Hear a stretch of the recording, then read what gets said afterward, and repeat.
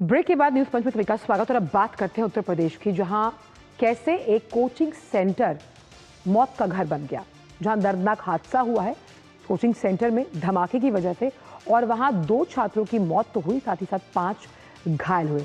सबसे पहले इस मामले को पूरा समझते हैं और देखते हैं कि आखिरकार कोचिंग सेंटर में धमाका क्यों हुआ, क्या इसकी वजह रही, और ये जो पूरी घटना है वो फर्रुखाबाद की है। और इस दर्दनाक हादसे पर डालते नजर ग्राफिक्स के जरिए समझते हैं कि आखिरकार हुआ क्या। तो यूपी के फर्रुखाबाद में दर्दनाक हादसा हुआ, जहां एक प्राइवेट कोचिंग सेंटर में ये धमाका हुआ है। साथ ही साथ इस कोचिंग सेंटर में जब ये धमाका हुआ तो बेसमेंट में एक सेफ्टी टैंक है, उस सेफ्टी टैंक में विस्फोट हुआ, जहां से मीथेन गैस की जो अधिकता थी, मतलब वो अपने से ज्यादा मात्रा में थी, और इसीलिए ये ब्लास्ट हुआ। मीथेन गैस का जो अमाउंट था, जो उसकी मात्रा थी, वो ज़्यादा थी, उतना बॉयलर था नहीं, टैंक में उतनी जगह नहीं थी, इसीलिए वो फटा।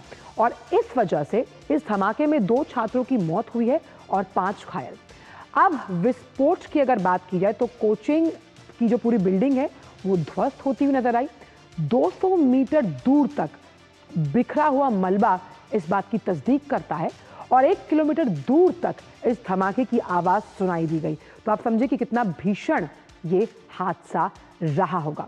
कुछ तस्वीरें आपको दिखाते हैं, और इन तस्वीरों को देखकर आप धमाके की जो भीषणता है उसका अंदाजा इन तस्वीरों से लगा सकते हैं। आप देख सकते हैं कि 200 मीटर से ज्यादा मलबा फैला हुआ, 1 किलोमीटर दूर तक आवाज गई, पूरा जो कोचिंग सेंटर है वो ध्वस्त हुआ, ज़मींदोज़ होता हुआ नजर आ रहा है।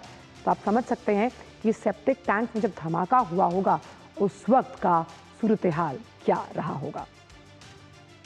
ये तस्वीरें उसी को बयां कर रही हैं, और बच्चे उस वक्त वहां थे।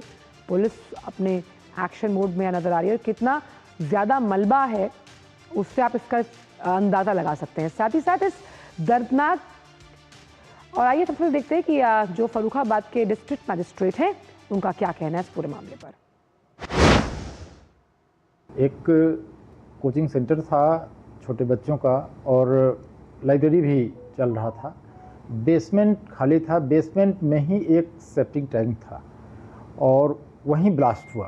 कंसंट्रेटेड मीथेन गैस के प्रॉपर आउटलेट न होने के कारण ये विस्फोट होना बताया गया है। उसमें 2 लोगों की डेथ हो गई है, शेष 5 का इलाज चल रहा है। सिटी मजिस्ट्रेट की अध्यक्षता में सीईओ, एलआईओ इंस्पेक्टर और सीएफओ की एक कमेटी बनाई गई है कि वास्तविक कारण जाना जाए, ताकि इसकी पुनरावृत्ति भविष्य में अगल बगल न हो सके। तो आइए अब इस पूरे मामले के बारे में सीधे जानकारी विकास सिंह से लेते हैं। विकास, आखिरकार हमने क्योंकि बताया भी कि सेप्टिक टैंक बहुत बड़ी वजह है, लेकिन ये सेप्टिक टैंक बेसमेंट में कर क्या रहा था, और तमाम जो मानक हैं उनका पालन क्यों नहीं किया गया कोचिंग सेंटर द्वारा? देखिए, आपका बिल्कुल सवाल सही है कि आखिर जब हादसे हो जाते हैं उसके बाद जो जांच की जाती है वो सब चीजें तो बात की बात है, लेकिन पहले ये जो कोचिंग सेंटर है वो चल कैसे रहा था, सारे मानक पूरे कर रहा था या नहीं कर रहा था। जो अभी रिपोर्ट आ रही है कि निश्चित रूप से ये कोचिंग सेंटर अवैध रूप से स्थापित किया गया था, और वहां पर जो ये सेप्टिक टैंक था ये बनाए जाते हैं उस बिल्डिंग में बनाया गया था, और जो शुरुआती कारण बताए जा रहे हैं कि मीथेन गैस के रिसाव के कारण यह ब्लास्ट हुआ है। हालांकि वहां पर जो एक टीम बनाई गई है, 4 सदस्यीय टीम बनाई गई है सिटी मजिस्ट्रेट की अध्यक्षता में, वह जांच करेगी यह विस्फोट किस तरीके का था, और इस तरीके के विस्फोट क्या आगे भी कहीं और भी हो सकते हैं, उसको कैसे रोका जा सकता है, ये अपनी जांच रिपोर्ट में पूरी रिपोर्ट देगा कारण में। इसके साथ साथ वहां पर जो प्रत्यक्ष लोग थे, जो आसपास के लोग थे, वो बता रहे हैं कि ये धमाका इतना जोरदार था कि कई किलोमीटर तक इस धमाके की गूंज दिखाई पड़ी, और वहां पर जो मलबा, जो तस्वीरें अभी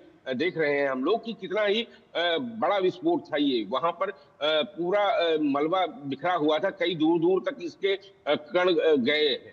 तो निश्चित रूप से एक बड़ा हादसा था। लेकिन जो आमतौर पे लोग जो बिल्डिंग का निर्माण करते हैं, उसमें नीचे बेसमेंट में ये एक सेप्टिक टैंक बनाया जाता जी। है। आमतौर पे ये प्रचलन का काम है, लेकिन फिर भी इस तरीके की गैस वहां कैसे बनी, ये सब कारण जांच का विषय है। जी। और इसके बाद ही स्पष्ट हो पाएगा कि वो गैस वहां मीथेन गैस कैसे बनी और कितनी मात्रा में बनी, जिसके कारण ये बड़ा विस्फोट हुआ है। इस पूरे घटनाक्रम पर मुख्यमंत्री योगी आदित्यनाथ ने त्वरित रूप से निर्देश दिया था कि पूरी घटना की पड़ताल की जाए और साथ ही साथ जो लोग अभी घायल हैं उनका उपचार किया जाए, उपचार में किसी भी प्रकार की कोई कमी न बरती जाए। इसके लिए जी। उनको अस्पताल में भर्ती कराया गया है और 5 लोगों का इलाज चल रहा है। अभी 2 छात्रों की जो मौत हुई है बिल्कुल दुखद है इस घटना में, लेकिन ये बात दर्शा रही है कि एक सामान्य रूप से रहने वाले कोचिंग सेंटर हो या अन्य संस्थान हो, इस तरीके के हादसे कैसे हो जाते हैं। क्योंकि लोग अपने बच्चों को वहां पढ़ने के लिए भेजते हैं, भविष्य बनाने के लिए भेजते हैं, सेना की तैयारी करने के लिए ये सारे बच्चे वहां पर पढ़ाई कर रहे थे और कभी कल्पना भी नहीं की होगी